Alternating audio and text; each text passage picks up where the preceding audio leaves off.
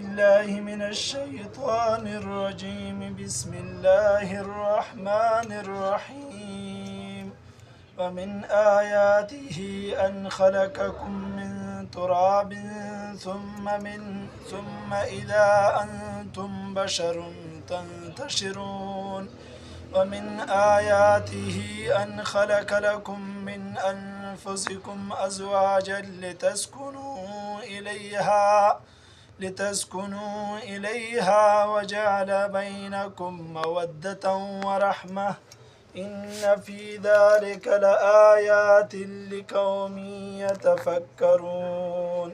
ومن آياته خلق السماوات والأرض واختلاف ألسنتكم وألوانكم إن في ذلك لآيات للعالمين.